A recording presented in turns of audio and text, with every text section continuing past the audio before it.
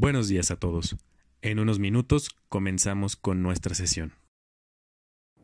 El pasado 15 de octubre se aprobó la tan cuestionada reforma fiscal penal, encaminada a combatir a las empresas que emiten facturas que amparan operaciones simuladas, sin que se atendieran las observaciones formuladas por especialistas, colegios de profesionistas y organismos empresariales, los cuales consideran a dicha reforma como un instrumento de terrorismo fiscal en la que se trata a todos los contribuyentes como delincuentes.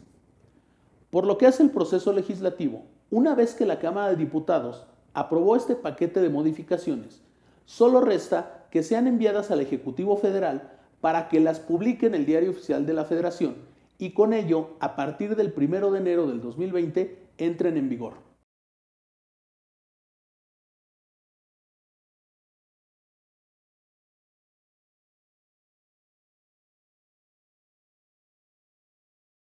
Bienvenidos a nuestra sesión de actualización del mes de octubre, en la cual vamos a comentar acerca de las principales adecuaciones que se han registrado en el entorno jurídico de los negocios.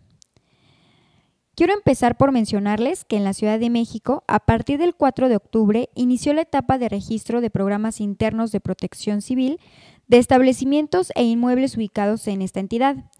Este registro debe de realizarse a través de la plataforma digital para programas internos de protección civil, la cual ya se encuentra disponible y hay que tener presente que en caso de no realizar este registro puede ocasionar la imposición de multas que van desde los 16,000 a los 400,000 pesos.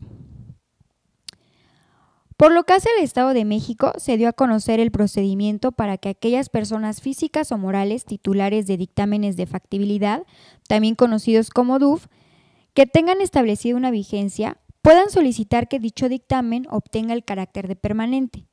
Podrán acogerse a este beneficio aquellos que cuenten con un DUF que no tenga el carácter de permanente y aquellos cuyo dictamen no se encuentre vigente y que en su oportunidad hayan solicitado la respectiva renovación del mismo.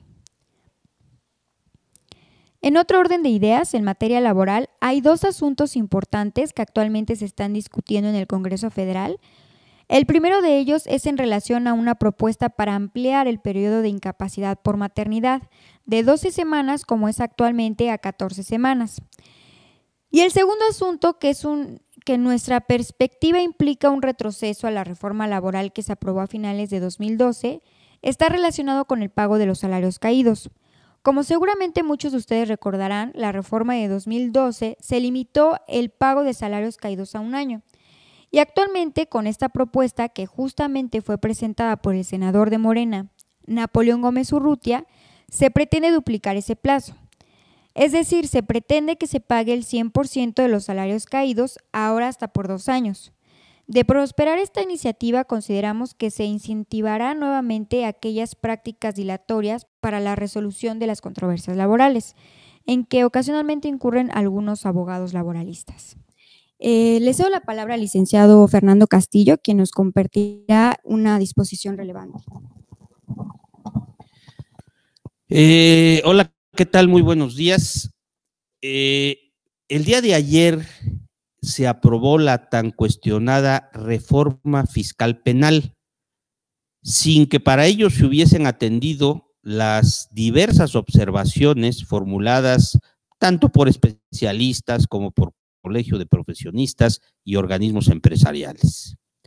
Lo que solo resta ya es que el Ejecutivo Federal la publique en el Diario Oficial para que a partir de enero de 2020 se considere ya como delincuencia organizada la defraudación fiscal, siempre y cuando el monto de lo defraudado supere los 7,800,000 pesos, así como la compraventa de facturas falsas, siempre que el valor de dichas facturas rebase igualmente los 7,800,000 pesos. Las consecuencias de considerar como delincuencia organizada a estos delitos es que ameritan prisión preventiva oficiosa para quien los comete, es decir, que tendrá que llevar el proceso desde la cárcel. El rechazo de los organismos empresariales ante esta aprobación no se hizo esperar.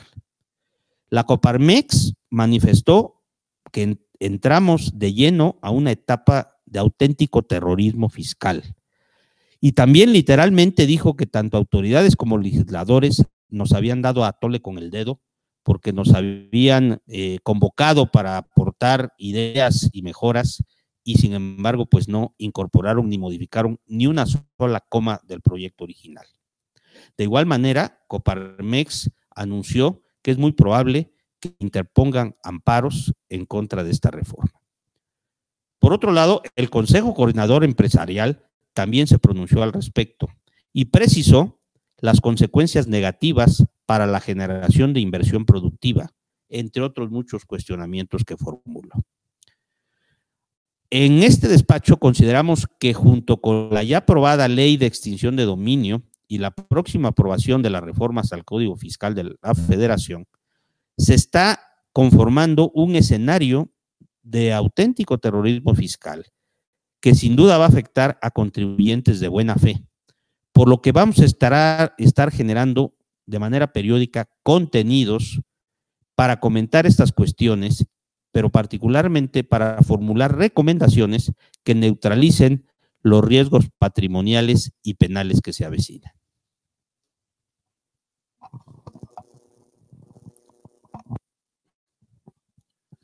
Bien, pasando a otros temas, el pasado 11 de septiembre, el SAT publicó el Decálogo del Buen Mexicano en materia fiscal, el cual contiene una serie de principios y normas dirigidas a los contribuyentes con el objeto de promover la formalidad y el cumplimiento de obligaciones tributarias. Llama la atención que dicho decálogo fue firmado por un número considerable de organismos empresariales, cuando 3 días antes el gobierno federal presentó dentro del paquete económico una serie de reformas tributarias sumamente agresivas, las cuales en caso de ser aprobadas en esos términos les van a causar varios dolores de cabeza a los contribuyentes. Para muestra un botón, pues más adelante les voy a compartir la propuesta de reforma en materia de responsabilidad solidaria en materia fiscal y ya ustedes me dirán si tengo razón o no. Bien, pasando a nuestros temas de interés, a nuestros comentarios relacionados con los criterios judiciales y normativos que emite la PRODECON. En esta ocasión les voy a comentar 2 criterios en los cuales se definieron situaciones que encuentran convergencia y tienen que ver con la devolución de impuestos. En el primer criterio, el Poder Judicial determinó que la solicitud de compensación constituye una gestión de cobro que interrumpe el plazo de prescripción para exigir la devolución de importes a favor del contribuyente. Mientras que, por otro lado, la PRODECON publicó un criterio jurisdiccional en el que el tribunal resolvió que la presentación de una declaración complementaria en la que se solicita la devolución automática de un saldo a favor también constituye una gestión de cobro para los efectos antes señalados. Recordemos que el término para que un contribuyente pueda exigir la devolución de cantidades a su favor es de 5 años a partir de que pudo ser legalmente exigido el reembolso. Esto es, a partir de que se conoce en cantidad líquida el importe a favor del pagador de impuestos. Una interrupción, Jorge, perdóname. Me parecen muy relevantes estos criterios, por lo que me gustaría que nos precisaras un poquito cuál es el beneficio para el contribuyente en cuanto a que esta declaración complementaria o la otra cuestión impliquen que sea una gestión de cobro. ¿Por qué esto beneficia al contribuyente? Bien, lo que nos dice el artículo 22 del Código Fiscal es que yo cuando tengo un saldo a favor, a partir de que ese saldo a favor está líquido, tengo 5 años para solicitarlo en devolución a la autoridad. Y con cada gestión de cobro que yo le realice a la autoridad, se va a interrumpir ese plazo de 5 años. A partir de esa gestión, yo voy a tener otros 5 años para efectos de solicitarle a la autoridad mi devolución. En este caso, lo que nos dicen los criterios es, si por ejemplo, en el caso del criterio del Poder Judicial, si yo presento una solicitud de compensación, esa presentación de la solicitud implica que se interrumpe el plazo de los 5 años y vuelve a generarse otros 5 años más para que pueda solicitar mi devolución. Ok, muchas gracias. Bien. Bueno, Continuando con los temas de interés. Para comenzar, voy a comentar brevemente acerca de la difusión de los beneficiarios de los programas de condonación de adeudos fiscales de Felipe Calderón y Enrique Peña Nieto. Porque más allá del revuelo que ha causado la difusión de nombres, pero todo las inverosímiles y ridículas explicaciones de algunos de los involucrados, se han manejado algunas imprecisiones e inexactitudes. En principio, debemos precisar que estos datos se hicieron públicos no por gracia de las autoridades, sino como consecuencia de un litigio estratégico de Fundar AC, en el que se condenó a la autoridad a hacerlos públicos, ya que la información fue entregada en cumplimiento a una sentencia de amparo. En esa sentencia, el juez ordenó al SAT cumplir con una resolución dictada por el INAI, en la que ordenó a la autoridad entregar a la asociación civil la información sobre los contribuyentes que recibieron condonaciones y cancelaciones de créditos y otros créditos fiscales, y el perdón de otros créditos fiscales en el periodo que va del 2007 al 2015. Por otro lado, también se debe tener en cuenta que los programas mediante los que se condonaron tributos en el periodo referido fueron propuestos sí por el Ejecutivo Federal, pero avalados por el Congreso de la Unión. Inclusive algunos legisladores que en ese tiempo los aprobaron, ahora están pegando de gritos. Bien, para dar cifras relacionadas con la condonación de impuestos, les comento que en la Ley de Ingresos de la Federación del 2007, en su artículo 7º transitorio, se establecieron las bases para un programa de recuperación de cartera vencida del SAT. Dicho programa buscaba regularizar los impuestos de los contribuyentes mediante la condonación de algunos conceptos. En el caso del expresidente Enrique Peña Nieto, propuso incluir para 2013 un artículo transitorio en donde se estableció el programa Ponte al Corriente para condonar intereses moratorios, recargos y gastos de ejecución. Bajo el contexto anterior, les preciso algunas cifras sobre los importes monetarios condonados en los periodos referidos. El monto total condonado de 2007 a 2018 fue de 846,400 millones de pesos, los cuales se le perdonaron a 7,885 personas y empresas. El más dadivoso fue Enrique Peña Nieto, quien perdonó 105,021 millones de pesos mediante el mencionado programa, y en segundo lugar, Felipe Calderón, quien dejó de cobrar 83,077 millones de pesos. Otra cuestión a destacar es que uno de los objetivos de los programas de condonación es incentivar el cumplimiento de obligaciones fiscales mediante el perdón de algunos conceptos impositivos. Sin embargo, la implementación de dichos mecanismos no dieron los resultados que esperaban los gobiernos en turno, ya que, por ejemplo, de cada 10 pesos que fueron condonados, solamente se recuperaron 14 pesos, lo cual nos hace pensar que con dichos programas se persiguieron objetivos distintos para los cuales fue creada la compensación. Aunado al anterior, y dado que hubo condonaciones escandalosas por cuanto a los montos perdonados, además de que ya se había convertido en una práctica en la que algunos contribuyentes no cubrían sus adeudos en espera de que se emitiesen este tipo de programas, el gobierno actual determinó medidas para su erradicación. Una de ellas es la recién aprobada reforma al artículo 28 constitucional, en cuyo texto se prohibirá expresamente la condonación de impuestos. Para que dicha reforma se considere como definitiva y entre en vigor, falta que sea aprobada por la mitad de las legislaturas locales. Bien, pasando a otro tema, recuerdan que al principio de mi intervención les prometí comentar una de las propuestas de reformas más delicadas, pues aquí en este apartado la vamos a analizar. Dentro de las adecuaciones fiscales que contiene el paquete del 2020 y que está en proceso de análisis y aprobación en el Congreso de la Unión, se encuentra una serie de modificaciones a la figura de la responsabilidad solidaria en materia fiscal, las cuales es fundamental que la conozcan los socios, accionistas y directivos de la empresa, pues en caso de que se aprueben los términos propuestos, las implicaciones que van a generar son muy delicadas. Para abordar el tema, es preciso mencionar que la responsabilidad solidaria es la figura jurídica mediante la cual el acreedor puede cobrar un adeudo directamente al deudor. Y si los bienes de este no cubren la totalidad de la obligación, aquel puede exigir el pago a otra persona, quien deberá responder con su patrimonio hasta saldar la deuda.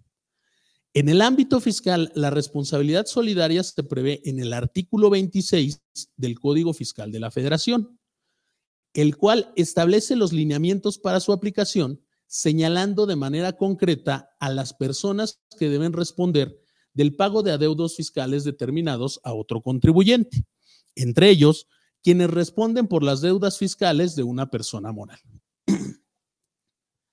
De acuerdo a la fracción 3 del precepto mencionado, al día de hoy son responsables solidarios de las personas morales los administradores, gerentes generales o el director general en la parte del adeudo que no se alcance a cubrir con los bienes de la sociedad, siempre y cuando la empresa incurra en alguno de los siguientes supuestos. No solicite su inscripción al Registro Federal de Contribuyentes, cambie su domicilio sin presentar el aviso correspondiente, siempre que el cambio se realice después de iniciado el ejercicio de facultades de revisión y antes de que se notifique la resolución que se dicte con motivos de la auditoría. O cuando el cambio se realice después de haberse notificado un crédito fiscal y antes de que se hubiera cubierto dicho adeudo. Otro supuesto es que no lleve contabilidad, la oculte o la destruya. Y por último, que desocupe el domicilio fiscal sin presentar el aviso de cambio de domicilio correspondiente. Por otro lado, en la fracción 10 del artículo referido, se contemplan los escenarios de responsabilidad solidaria aplicable a socios y accionistas, la cual es aplicable solo a aquellos que tengan el control efectivo de la sociedad. La parte normativa de referencia establece que aquellos serán responsables por las contribuciones causadas por la sociedad cuando tenían tal calidad, en la parte que no se alcance a cubrir con los bienes de la empresa, únicamente cuando se actualicen alguna de las circunstancias referidas en los incisos anteriormente mencionados. Ahora bien, para determinar el importe de la responsabilidad de los sujetos mencionados, dispone el Código Fiscal que los administradores, directores generales o gerentes deberán responder por el importe total de las contribuciones causadas y que debieron pagarse durante su gestión que no se alcance a cubrir con los bienes de la sociedad. En este punto es importante detenernos para comentar que no se establece en el artículo limitación alguna de responsabilidad a dichos sujetos, es decir, los directivos de una empresa tendrán que responder con todo su patrimonio por la deuda fiscal de la persona moral. Por otra parte, para los socios accionistas controladores, el importe de su responsabilidad se calculará multiplicando el porcentaje de participación accionaria que haya tenido el socio en el capital social al momento en que se causaron las contribuciones adeudadas por la contribución omitida en la parte del crédito fiscal que no se logra cubrir con los bienes de la persona moral. Es decir, si la participación accionaria del socio es del 56% y el adeudo que no se alcanzó a cubrir con los bienes de la sociedad es de 500,000 pesos, el accionista deberá responder solidariamente solo con 280,000 pesos de su patrimonio, a diferencia del directivo, quien, como vimos, tendría que cubrir la totalidad de dicha deuda. Una vez que tenemos clara la idea de cómo está regulada actualmente la responsabilidad solidaria en materia fiscal, vamos a referirnos a los alcances e implicaciones de las reformas que se han propuesto. En la exposición de motivos no se advierte algún razonamiento de importancia por la cual se pretenden realizar tales modificaciones. Sin embargo, consideramos que las mismas obedecen al conjunto de ajustes que pretende hacer el fisco para combatir a las empresas factureras mediante la implementación de reformas que harán pagar a justos por pecadores. Para una mejor comprensión de lo que les comentaba, en los diagramas que aparecen en las láminas, se puede advertir el esquema actual de responsabilidad solidaria para socios, accionistas y directivos de personas morales, para cuyo análisis daremos algunos segundos antes de continuar.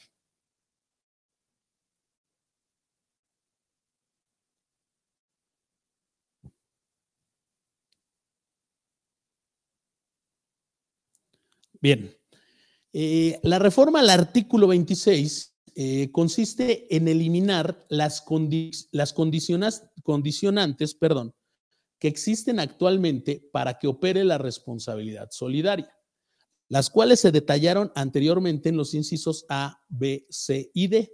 Es decir, el fisco va a poder requerir el pago de un adeudo directamente a los deudores solidarios, con la única condición de cerciorarse que la sociedad no tenga bienes para cubrir el crédito fiscal. Tal circunstancia es muy delicada para esas personas porque, como todos sabemos, a cualquier persona se le puede determinar un adeudo fiscal, aun y cuando ésta haya actuado de manera correcta y no haya realizado algún acto contrario a la ley. Sin embargo, y para alivio de quienes tienen la simple calidad de socios de una empresa, la reforma mantiene la condicionante de que solamente se aplique esa responsabilidad a los socios que tengan o hayan tenido el control efectivo de la sociedad, es decir, aquellos que impongan decisiones en asambleas o mantengan derechos de voto por más del 50% del capital social. De acuerdo con lo referido, podemos concluir que se trata de una reforma que va a impactar de manera considerable en la toma de decisiones de una empresa, pues como ya vimos pueden generarse consecuencias patrimoniales de consideración, sobre todo para socios controladores y directivos de empresa, ya que se facilita el camino para que el fisco tenga más opciones efectivas para el cobro de adeudos. Por esa razón, hoy más que nunca, debemos considerar seriamente la implantación del área de compliance fiscal en nuestras organizaciones, pues solo de esa manera podemos tomar las medidas preventivas necesarias a fin de evitar contingencias futuras. Para finalizar mi intervención, les reitero que lo que aquí expuesto fue tomado de la redacción de las iniciativas propuestas por el Ejecutivo, las cuales al día de hoy aún no se han aprobado, lo cual se espera que ocurra antes de que termine el presente mes. Muchas gracias.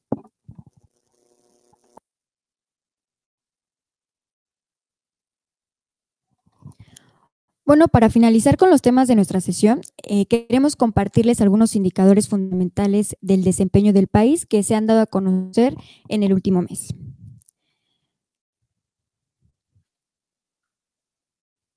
Les comparto que de acuerdo con datos del Instituto Mexicano del Seguro Social, durante el mes de septiembre, el número total de empleados formales que se inscribieron ante dicho instituto fue de 58,335 plazas, lo que representa el mayor incremento desde el mismo mes de 2018. Recordemos que en el mes de agosto el empleo formal sufrió una fuerte caída de más de 13,000 empleados. De los empleos registrados en el mes de septiembre, 85,8% son permanentes y 14,2% son eventuales. El incremento del empleo se dio por el sector de comunicaciones y transportes, el cual registró una alza del 5%, mientras que el agropecuario en un 4% y el comercio en un 2%. Mientras que los estados de Campeche, Nayarit, Aguascalientes y Querétaro fueron los estados que registraron mayor incremento.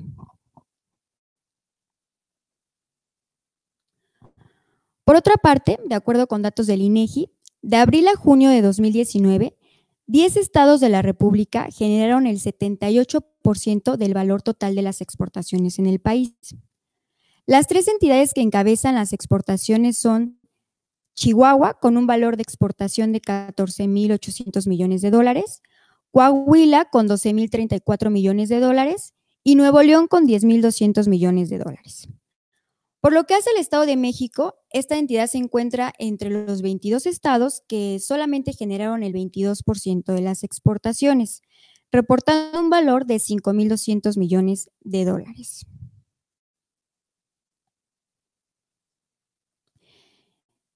Por otro lado, les comento que la producción industrial en México reportó una caída del 2,8% en julio de este año respecto del mismo periodo de 2018, según datos del INEGI.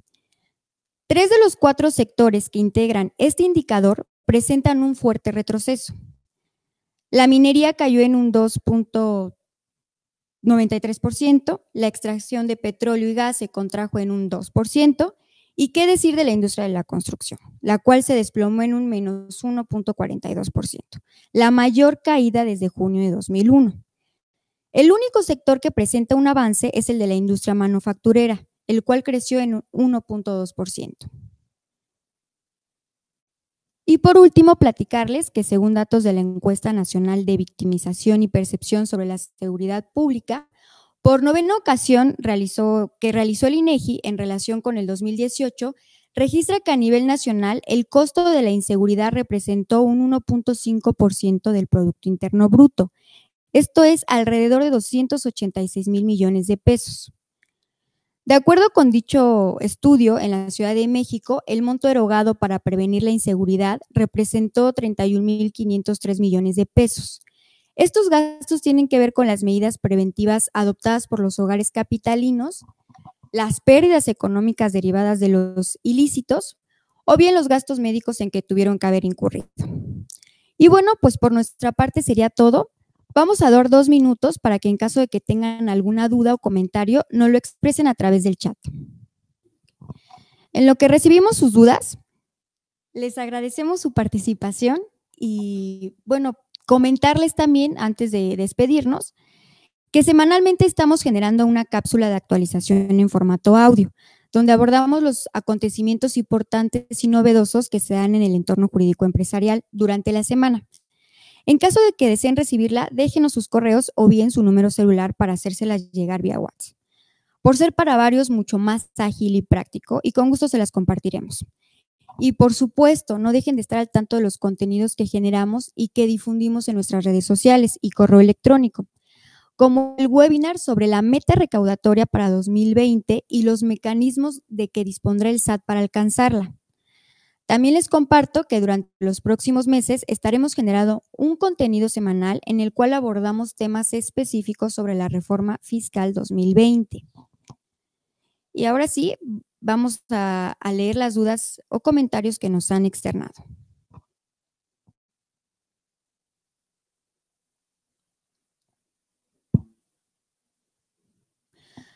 Hugo Villar nos comenta que excelente información, muchas gracias. Igualmente, licenciado Villar, gracias por acompañarnos. El licenciado Miguel Torres nos menciona, ¿qué opinan de lo que se autorizó el día de ayer?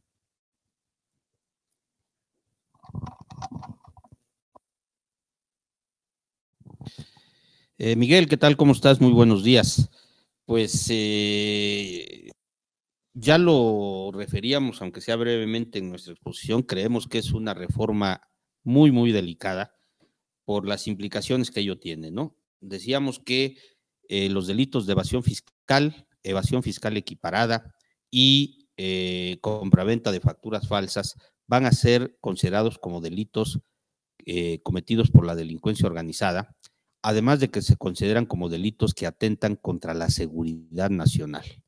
Desde nuestro punto de vista, nos parece una auténtica exageración y despropósito el considerar que un contribuyente que hubiese incurrido en alguna infracción por cuanto al pago de impuestos pueda ser tratado igual que un narcotraficante o que una banda de criminales, ¿no?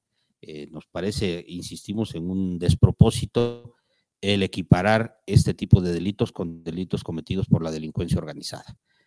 Ese sería, así en términos generales, mi comentario. Y bueno, pues por supuesto la recomendación, ya lo decía el licenciado Jorge Martínez en su intervención, ahora más que nunca es importantísimo implementar en todas las organizaciones esquemas de compliance fiscal o de esquemas del debido cumplimiento de todas las obligaciones, porque las consecuencias de cualquier error o cualquier manejo indebido en los temas fiscales de una organización puede traer consecuencias patrimoniales y penales muy serias y delicadas para la propia organización, pero también para sus socios y directivos. Bueno, pues el licenciado Torres nos comenta que qué locura, que está totalmente de acuerdo con sus comentarios y pregunta si se puede amparar, si nos podemos amparar. Yo supondría que sí, Es un tema penal, por lo que estamos viendo, porque se reforma la ley contra la delincuencia organizada, la ley de seguridad nacional, el Código Nacional de Procedimientos Penales y el Código Fiscal. Pero sí es un tema penal. En los distintos foros en que participaron colegios de abogados, se hablaba de diversos aspectos de inconstitucionalidad. Para ser honestos, aquí no hemos analizado con detalle esa circunstancia, pero en principio pues coincidimos que sí se violenta la presunción de inocencia y otra serie de principios constitucionales fundamentales. Yo creo que en estos días empezaremos a encontrar ya noticias en relación con la posibilidad de ampararse, ¿no? Ya Coparmex expresamente ayer mismo, a través del presidente de su comisión fiscal, el licenciado Reginaldo Esquer, ya hizo público que Coparmex auspiciará la promoción de amparos en contra de esta reforma fiscal penal. Entonces sí, seguramente vamos a ver varios amparos en contra de la reforma.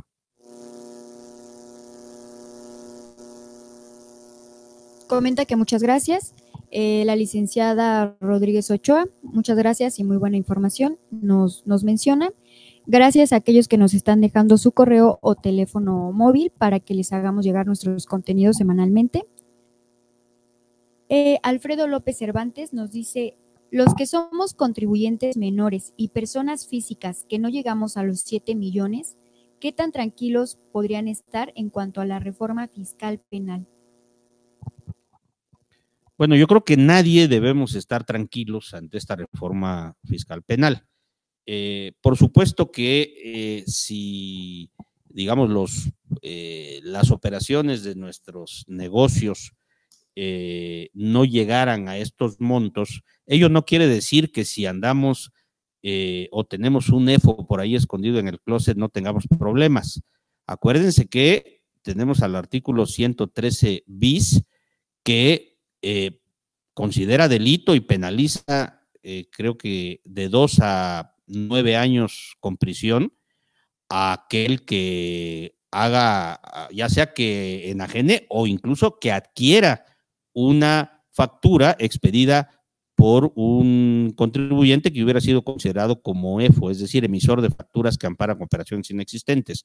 Ahí sí, aunque el comprobante sea por 10 pesos, ahí no importa el volumen ni el monto, ¿sí? Es un delito. La diferencia es que si ese comprobante o esos comprobantes en el ejercicio rebasaron los 7,800,000 pesos, yo voy a seguir como contribuyente mi proceso penal del frescobote.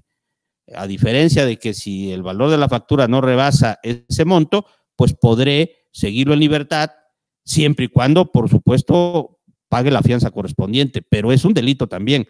Entonces, hay que tener muchísimo cuidado y lo principal que tenemos que hacer ahora es cuidar y detectar a la brevedad que en nuestra contabilidad no tengamos algún EFO. Ese es el primer mecanismo que debiéramos implementar todos los contribuyentes.